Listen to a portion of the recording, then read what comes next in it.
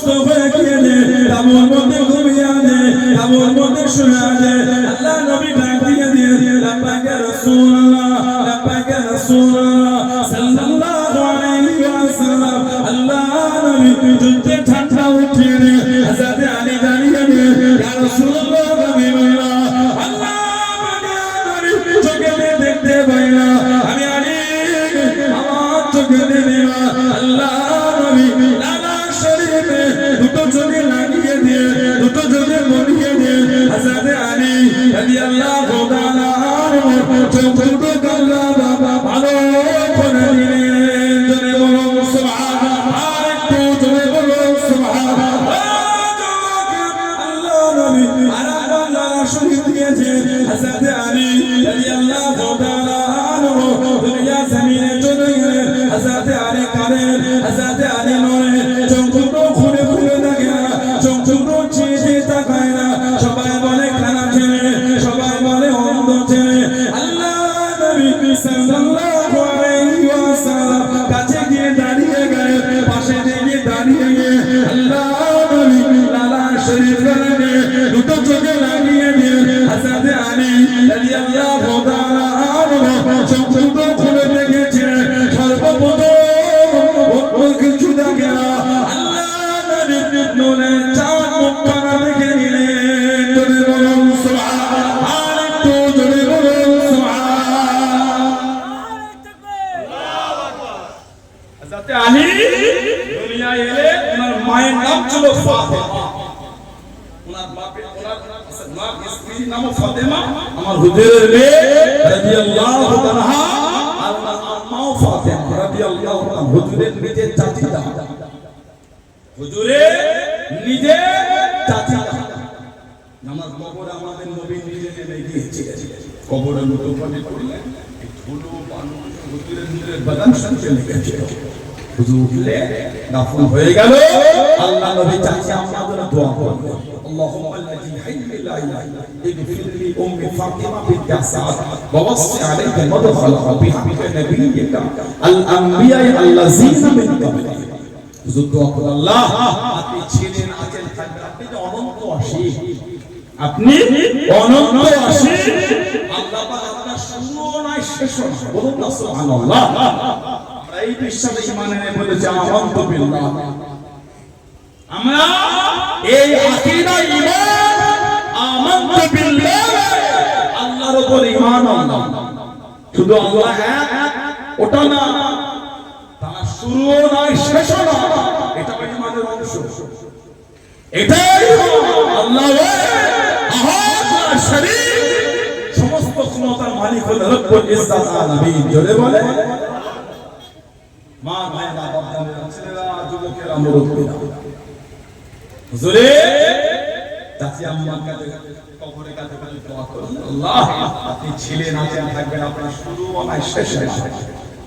ওয়াসি আলাইহি মাদখালা, আল্লাহ আমার চাচি আমার কবরটা আপনি উশাদা করে দেন, বলুন না সুবহানাল্লাহ। বিহাক্কে নবী, আল্লাহ আপনাকে আপনার নবীর ওয়াসিলায় দোয়া করেন, নবী পাক নিজের এ করে নিজে দোয়া ওসিলা নিয়ে দোয়া করেন, আল্লাহ আল আম্বিয়া আল্লাযিনা মিন ক্বাবলি, এবং আমার আগে যত নবী এসেছেন সবার ওয়াসিলায় দোয়া চাইছি। জোরে বলুন না সুবহানাল্লাহ। হযরত আলী হুজুর দুনিয়া এলে কাঁদে মরে, চোখ খুলে না, সব অন্ধ ছেলে হয়েছে। হুজুর খালি কাছে দাঁড়িয়ে নামাজ শরীফ দিয়েছে, চোখ চলেছে এখানে অদ্দোয়া লিখেছে। মানে আল্লাহ পাক হযরত আলীর জন্য দুনিয়ার সর্বপ্রথম অন্যকে যেটা পছন্দ করে, যেটা করেছেন ওটা আমার নবী পাকের চেহারা মোবারক করেছেন। জোরে বলুন না সুবহানাল্লাহ।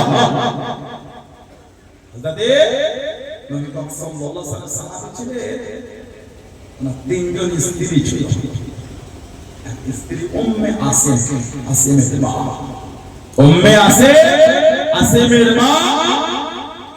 উনি বলতে যে আমরা এত খুশবু মাখতাম, এত খুশবু, কিন্তু আমি খুশবুর কাছে আমাদের কোনো কাজ হতো না। তিনজন স্ত্রী, এখন তো আমাদের কি বলছে আরে দেখে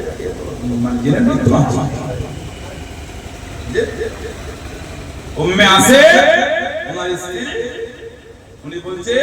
যে আমরা ওনার সংসারে আমরা তিনজন ওনার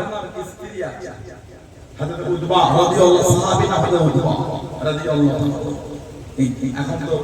এটাও বাজার শুনছেন ওদের চারটে বউ ওদের তিনটে বউ ওদের কথা বলে না আমার ইসলাম আমাকে হুকুম দিয়ে আর ভারতের সংবিধান বলেছে কারো ধর্মীয় রীতি নীতির বিরুদ্ধে কোনো কাজ হবে না যে যার ধর্ম যে যার মতন করে পালন করবে এটা হলো ভারতবর্ষ ডক্টর ভীমরাও আম্বেদকর যে সংবিধান রচয়িতা করেছে ভারতের কনস্টিটিউশন ভারতের সংবিধান ভারতের ল আমাকে অধিকার দিয়েছে মাথা উঁচু করে ভারতবর্ষে আমি আমার ধর্মের বিধান পালন করব ঠিক না বলতে তাহলে আমি এই নয় যে অন্য ধর্মীয় বিধান আমি বাজে কথা বলবো না বলতে না ইসলামের চারটি বিয়ে করা হুকুম আছে বলে এই নয় যে চারটাই করতে হবে ইসলামের চারটা স্ত্রী রাখা যায় আলহামদুলিল্লাহ আমরা একটা স্ত্রীতে খুশি চারটে যায় আমরা একটাতে খুশি আল্লাহ প্রত্যেক স্বামী স্ত্রী ভালোবাসাটা বলুন আল্লাহুম্মা আমিন বলে আল্লাহুম্মা আমিন ইসলামের চারটে বউ রাখা যাবে তাতে কতজনের কত বক্তব্য কতজনের 4000 অবৈধ হয়ে বসে আছে ঠিক বলছি না ভুল বলছি গত 2 বছর না 9 বছর আগে কোন রাজ্যের এক মন্ত্রীর ছেলে পেন ড্রাইভ থেকে 1000 মহিলাদের নোংরা ভিডিও পাওয়া গেছে 1000 নোংরা মেয়েদের ভিডিও বলে ওগুলো করবে না ওগুলো বলবে না বলো তখন মুখে বলবে আমি এটা বলবো না যে ইসলাম ধর্মের মানে এমন ছেলে নোংরা কর্ম করে না আমি এটা বলবো হ্যাঁ অন্যায় বলে শাস্তি অবশ্যই ধর্ম দেখে না অন্যায় বলছেন না আমি এটা না খালি আমি দূরে অন্যটা করে বেরিয়ে যাবো এটা বলবো না অন্যায় বলে নিজের ভুল হলে নিজেকে চাইতে হবে এটা না বলে ইসলাম গাসান দেশের বাদশা মুসলমান হয়েছে গাসান ওমর ফারুকের খেলাফত কাবা শরীফ তাওয়াফ বন্ধ করে না চলে যাবে কাবা শরীফ তাওয়াফ করে গাসান বাদশা পিছনে জামাটা অনেকটা ঝুলছে লোক তাওয়াফ করতে করতে আস্তে আস্তে লোক তাওয়াফ করতে করতে এই পিছন দিকে গাসান দেশের বাদশার ওই জামাতে পা পড়ে গেছে এই পুরোই গাসানের পাশে ট্রেনে একটা চল দেশের বাদশা সবাই মুসলমান হয়ে যাবে সেই দবদবা কমে যাবে সবাই ইসলামের ছায়া তলে এসেছে দবদবা দেশের বাদশা থেকে না ওমর ফারুকের দরবারে বিচার ওমর ফারুক গাসানের বাদশাকে বললে এই আজকে রাত সময় দিলাম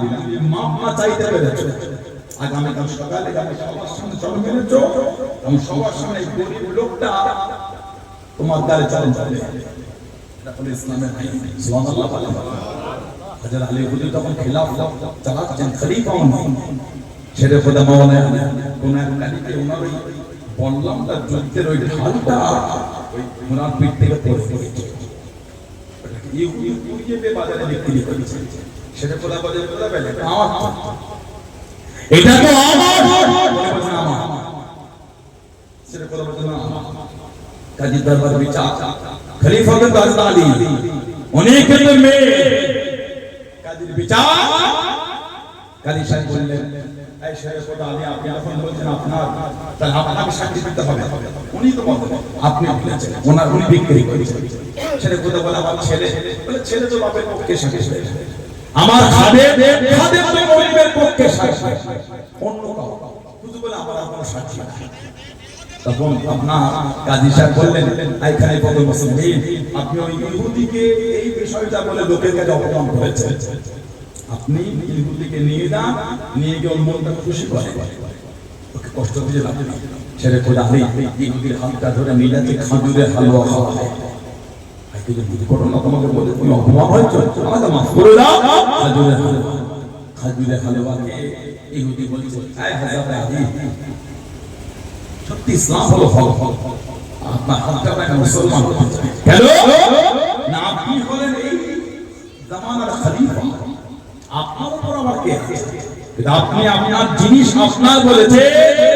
সাক্ষীর জন্য আপনি দোষারোপ হয়ে গেলেন